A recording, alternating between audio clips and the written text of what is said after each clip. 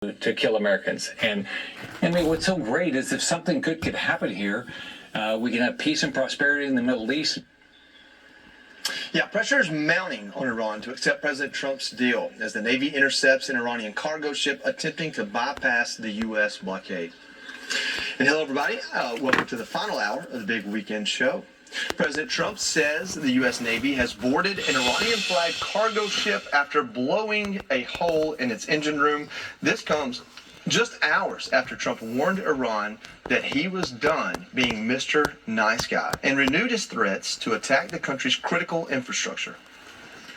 Joining us now is New York Congressman Mike Waller. He sits on the House Foreign Affairs Committee. Congressman, first of all, thanks for coming on tonight. We got a couple things to talk about, but you know, if you're a Democrat in Congress right now, the playbook is to attack the president, say this was an unnecessary war and one that's causing gas prices to go up and makes the Trump tax cuts not as fruitful. And it's funny to me that they're attacking this over President Trump, not necessarily the policy of it, because all those things are things that they kind of ran away from. And so I guess my question to you as a member of the House, especially the Foreign Affairs Committee, is President Trump escalating things or is he doing the right thing? Well, thanks for having me, and I want to begin by wishing my daughter Juliana a happy 4th birthday today. But President Trump made a very righteous decision last summer when he struck Iran's nuclear facilities, and this March when he went after the regime and their ballistic missiles program, their naval fleet, their drone capabilities, and the leadership, the Ayatollah, the clerics, and the leadership of the IRGC. The world is safer today than it was just 2 months ago. And I think it is shameful that so many of my Democratic colleagues have shifted their position when it comes to Iran simply because they hate Donald Trump. They have allowed their hatred of President Trump to mask any and all reality. And the fact is, the Ayatollah and this regime have been at war with the United States for 47 years. They have killed thousands of Americans. They have sought to destabilize the free world, working in cahoots with China and Russia. And yet my Democratic colleagues don't seem to care. The War Powers resolution that they put forward this week and that they will likely try to bring forward again undermines the U.S. position and gives comfort to the remnants of this regime. It is shameful. Hours before that prompted that meeting, which was when Iran, or the military in Iran, announced effectively that the strait had been closed, whereas another branch of the Iranian government had said it was open. And so it's getting a little tricky for the White House to figure out who are they negotiating with and to what degree do they have agreements. And so this all colors the mindset of the White House as it prepares to go into these talks. We're told that Jared Kushner and Steve Witkoff, the lead negotiators, are still going to Islamabad on Monday, and Vice President J.D. Vance is to follow on Tuesday. But how the Iranians react to this right now, we don't know. But in the White House's view, they actually don't know where most of them are, I think, which is part of why they are kind of going to be able to continue controlling at least who and how people pass through whenever they eventually can. And so if you are a shipping company, go back and, rewind time, things didn't work out the first time so well. So what scenarios do you think could play out this time around, especially with the ceasefire ending on Wednesday? And you mentioned it, it's such an important week. Well, Iran's first position is always to leave the negotiating table. So we've seen this before. So I wasn't surprised when they put that statement out. What we'll see, that U.S. Marines now have custody of the Iranian-flagged cargo ship that they seized in the Gulf of Oman after it tried to get past the American naval blockade. He said a U.S.-guided missile destroyer, the USS Spruance, issued a warning, and when they refused to heed to it, blew a hole in the engine room. He's also said that the blockade will remain in place until a deal is reached. And today he's really dialed up his rhetoric, again threatening to target Iran's power plants and bridges.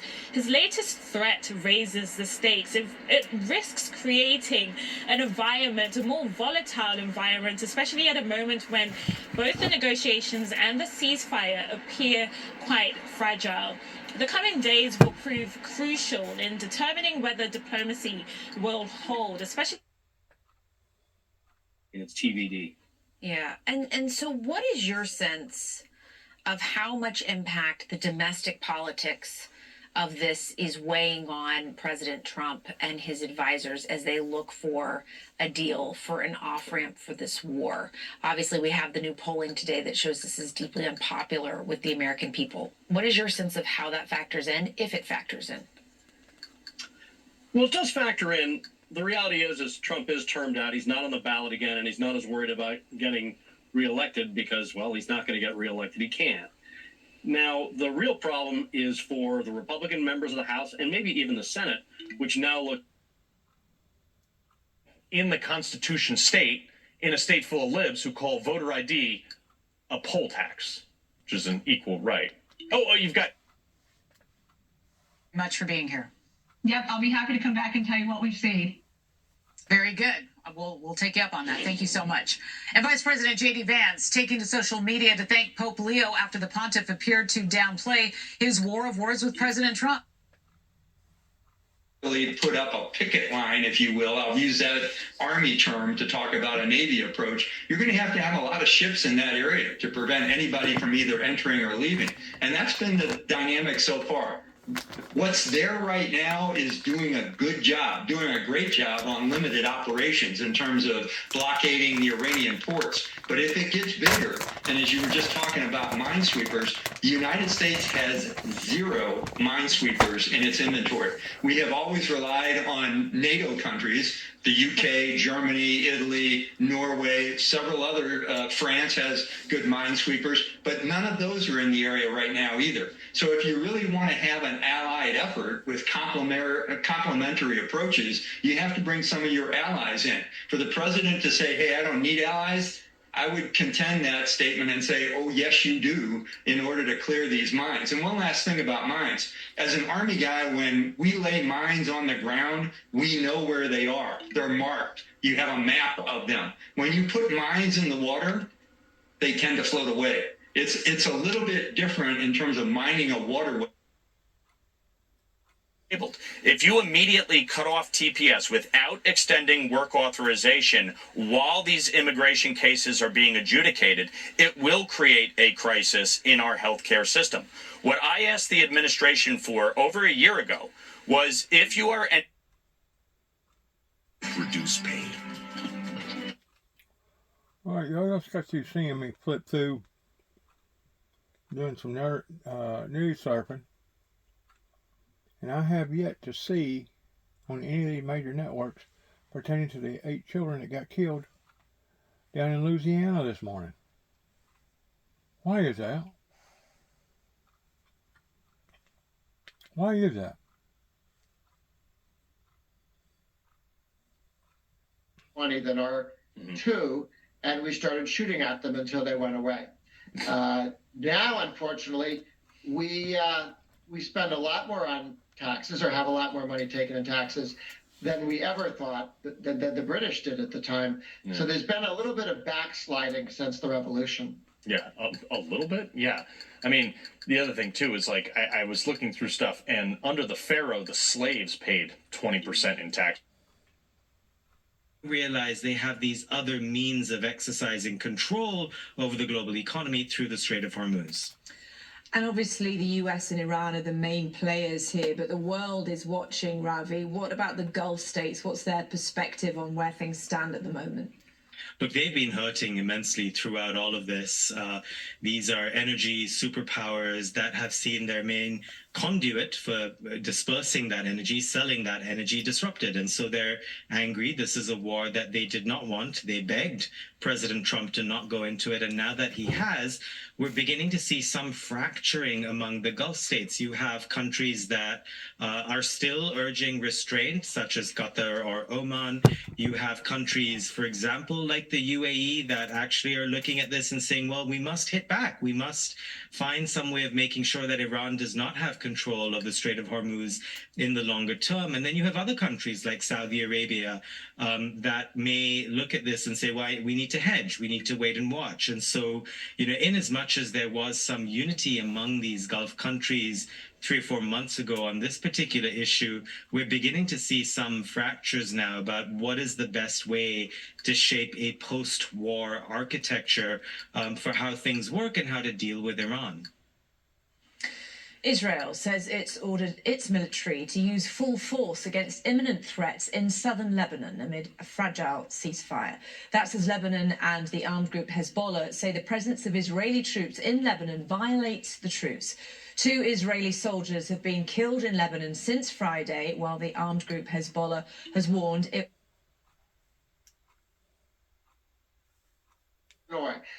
Chicago, 2/3 both houses of the legislature, Democrats. They are scared to go to the people of Illinois and say, we've got a great idea. You'll all be happy to pay for it. Because they can't think of a single thing that would justify everybody paying for it. Right. They can only do it if they divide us into groups and mug us one at a time. But Grover, what would happen, like realistically, I'm being serious here, what would happen if everybody was like, you know what, screw you, I'm not paying taxes this year, I'm not happy with my government? This has happened from time to time in the history of the world. Tax revolts, in the United States go way back, starting with the Revolution, but then several times since.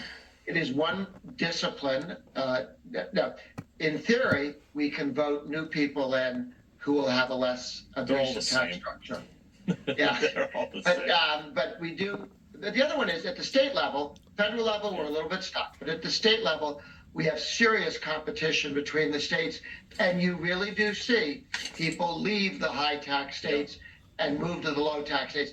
Over time, that gives some real discipline to how crazy California and New York can get. Yeah, and then they elected Ma'am Danny anyway, so I don't think they learned anything. Grover Norquist, we appreciate it, sir.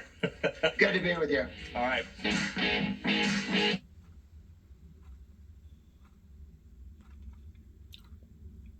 Chaos.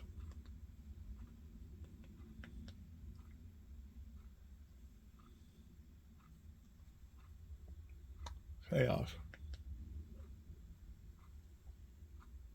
It's fundamentally broken.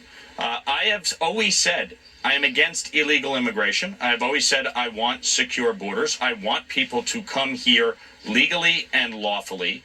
TPS is intended to be temporary, primarily related to humanitarian relief. And in the case of Haiti, it has been significant. They've had multiple earthquakes and hurricanes. They've had political unrest. You have gangs in charge of the entire country. President Trump rightfully has made focusing on the Western Hemisphere a priority, and in particular going after the drug cartels. He has designated them as terrorist organizations. That is something I've advocated for years, because we're not able to import everybody. We're not able to have everybody come here. We are a generous people, but we have to take care of the American people first. At the same token, if you have a situation on the ground in these countries in our hemisphere and we are doing nothing about it with our allies, or cracking down on the drug cartels who are engaged in human trafficking and drug trafficking, then we saw the result, a disaster at our southern border, Congressman, I and Joe Biden allowing them all into our country. Congressman, I totally understand Congressman, what you're saying here, but correct me if I'm wrong. It sort of sounds like you're saying that we must keep the world's people protected in this country until the world's problems are solved, or until we go and solve the problems of other countries. That's not what I said. You said that we need to manage the hemisphere. We need to fix Haiti before the Haitians go back? No. President Trump is saying we need to address the problems in our own hemisphere. And the administration is rightfully taking action, cracking down on the cartels in Mexico and beyond, going after Maduro in Venezuela. They have isolated Cuba. The fact is, Haiti has been a long-term ally, and we want stability on the ground in Haiti. The State Department itself is saying it is unsafe on the ground in Haiti. You have over 100,000 people working in our healthcare system to support Americans. This is not like they're just sitting here doing nothing. They are working in our healthcare system. I am saying deal with this realistically, deal with it based on the merits of the situation. Every one of these cases should be heard. If somebody does not qualify and should not be in this country, the administration should move to deport them. If they are on TPS, revoke their TPS status. It happens every day. These cases are heard by an administrative judge, and that should continue. But for the people who are working in particular in our healthcare system, what I am saying is allow them to continue working while their case is heard. So if TPS is ended by the Supreme Court, they're going to hear the case in short order. If it is ended by the Supreme Court, what I'm saying is, as these cases are heard, we want them to be able to continue to work to support the American people in our healthcare system.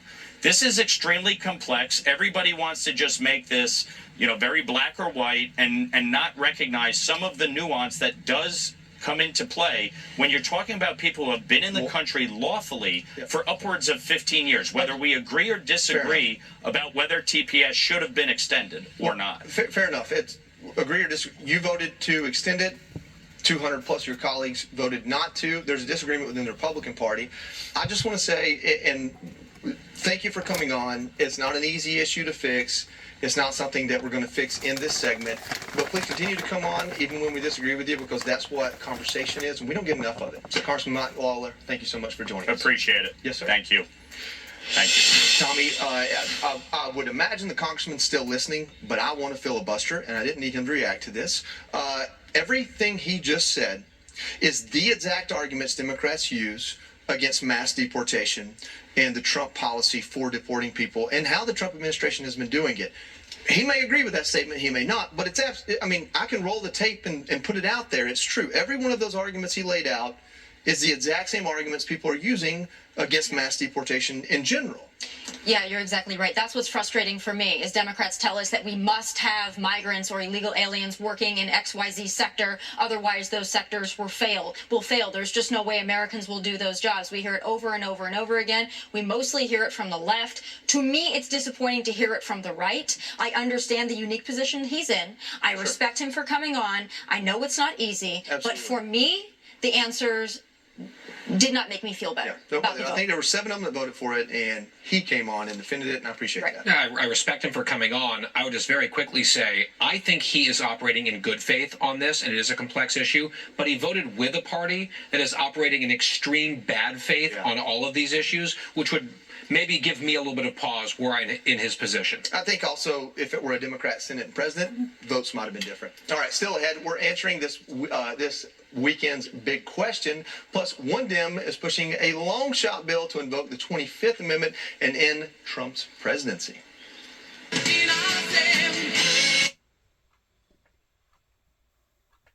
a mess, ain't it? Nothing but a mess.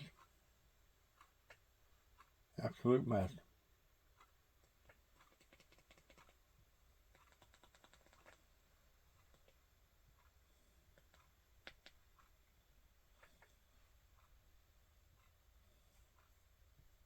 To the past, and there are no legal grounds for them to do so in the future. What they're trying to create here is some sort of precedent, either a voluntary submission or legal precedent, where they can have access to our ballots, not just now, but in the future. That's the worst case scenario, that some sort of precedent would be created here or in any other community in this country that would give a green light or allow or pave the way for the Trump administration to What get the weather's done.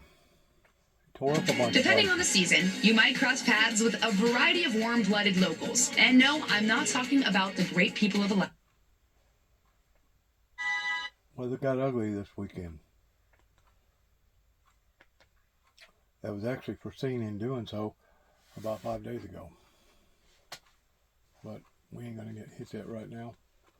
We ain't gonna get lucky on that. Let's go back to World News. Simon Jones, BBC News, North London. Well, here's a roundup Here we of go. some other stories making headlines Louisiana around the shooting. globe. Thousands of people were evacuated from a northern suburb of Paris while a World War II bomb was rendered safe on Sunday. Residents in Colombes living within a 450-metre radius of where the device was found were told by police to leave their homes as authorities carried out a bomb disposal operation. The operation was carried out successfully and the evacuation order was later lifted. Australia's most decorated living soldier has vowed to finally clear his name after being charged with war crimes in Afghanistan. Ben Robert Smith, a recipient of the Victoria Cross, is accused of killing 5 unarmed Afghan civilians between 2009 and 2012. Each of the offences carries a maximum life sentence. And Blue Origin, the US space company founded by Amazon's Jeff Bezos, has carried out the first launch of its flagship rocket using a recycled booster recovered from a previous flight.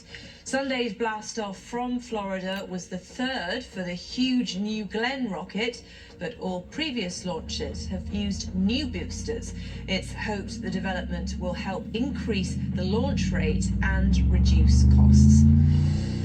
Austrian police say they found rat poison in a baby food range that's been withdrawn from more than 1,000 supermarkets across Central Europe. The substance was discovered in a jar of hip carrot and potato puree. The country's Agency for Food Security says jars may have been tampered with as part of an extortion scheme. And early results from Bulgaria's parliamentary election on Sunday put the Progressive Bulgaria Party of the former President Rumen Radev far ahead of its nearest rivals and strong enough to govern alone. Mr. Radev was president of Bulgaria from 2017 until he stepped down in January. He campaigned on stamping out corruption. He's criticised the Russian invasion of Ukraine, but opposes European Union sanctions on Moscow. Well, Beijing has hosted a half marathon like no other, with dozens of humanoid robots pacing the roads of the Chinese capital.